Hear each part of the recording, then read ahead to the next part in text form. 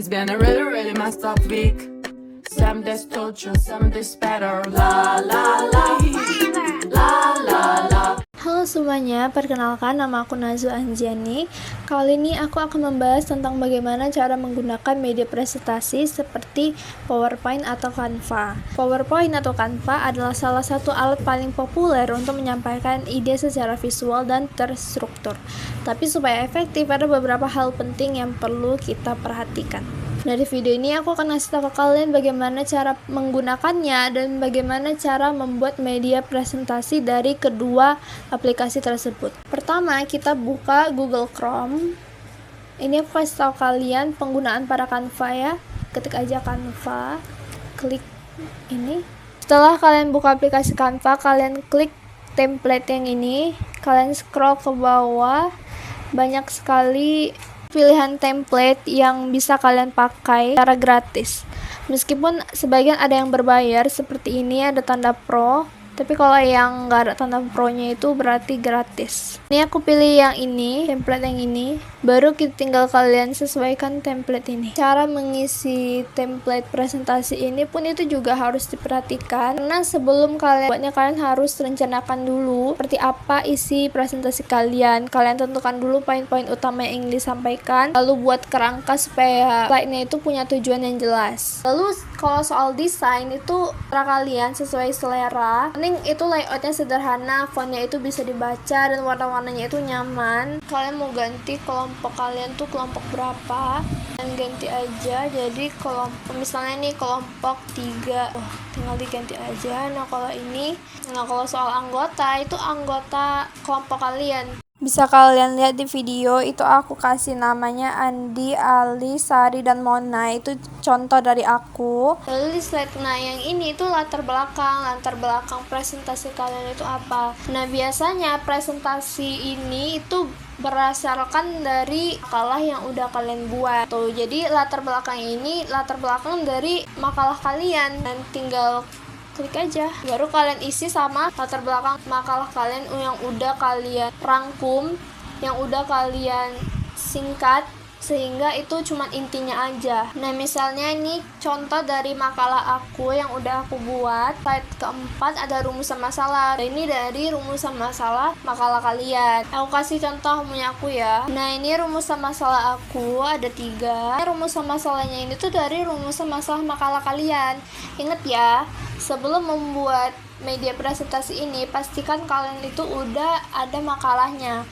Ataupun kalau kalian nggak buat makalah, kalian tinggal buat PPT-nya aja, itu pun kalian juga harus ada coretan-coretannya. Isinya itu harus ada, supaya kalian bisa membuat media presentasi ini yang ingin dipresentasikan nantinya. Slide 5 ini barulah materi. Ini materinya ini juga sesuai urutan. Di sini aku kerjain untuk nomor 1 di rumusan masalah. Itu materinya juga berisi tentang inti keseluruhan, jadi memang udah poin-poinnya aja, tinggal nanti kita menjelaskan waktu presentasi di depan audiens.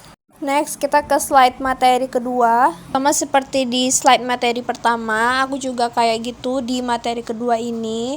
Sama juga isinya yang udah aku rangkum, yang udah aku bikin poin-poinnya dari seluruh paragraf di bagian kedua itu. Oh ya, di sini aku kasih tahu juga kalau di sini tuh ada font di bagian atas sebelah kiri.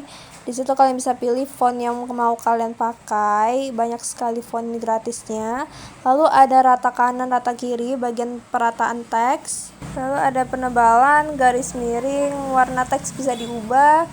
Ada garis bawah, coretan. Nah, di sebelah kiri tuh ada bagian desain. Bisa dilihat banyak template juga yang sebas-sebas sama template yang sekarang lagi dipakai. Lalu kedua ada elemen di bawahnya. Elemen itu elemen yang seperti stiker juga bisa dibilang di Canva itu. Seperti yang kutunjukkan itu elemen semua. Elemen grafis namanya kalau yang lagi dipakai di template itu. Lalu ada bagian unggahan, bisa kalian unggah foto, video, atau audio dari file HP kalian atau laptop. Lalu ada peralatan, lalu ada teks juga. Di situ bisa menambahkan judul, subjudul, dan isi. Di situ juga ada semacam template font yang bagus yang bisa dipakai ya, mungkin sebagai desain poster. Di slide selanjutnya itu kan analisis data, itu bisa diganti karena kita nggak menggunakan data, kita tetap sama kayak materi pertama kedua. Jadi tuh analisis data tinggal dihapus, diganti sama judul soal nomor 3 dari rumus masalah. Ini juga sama, aku kasih contoh aku. Itu dia contoh dari aku. Kita ke slide selanjutnya lagi, yaitu kesimpulan. Di slide ini kan penyajian data, sedangkan kita udah mau ke kesimpulan.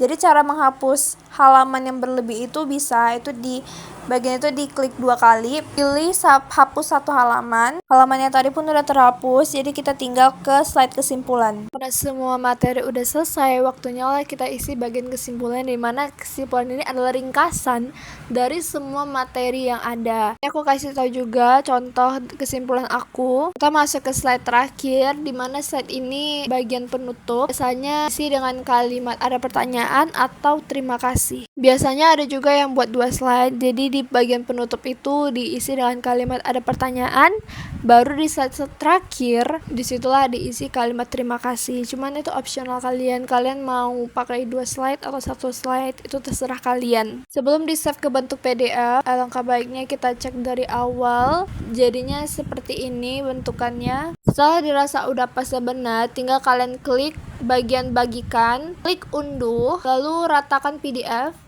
supaya filenya itu berbentuk PDF. Klik unduh lagi, lalu tunggu filenya terdownload.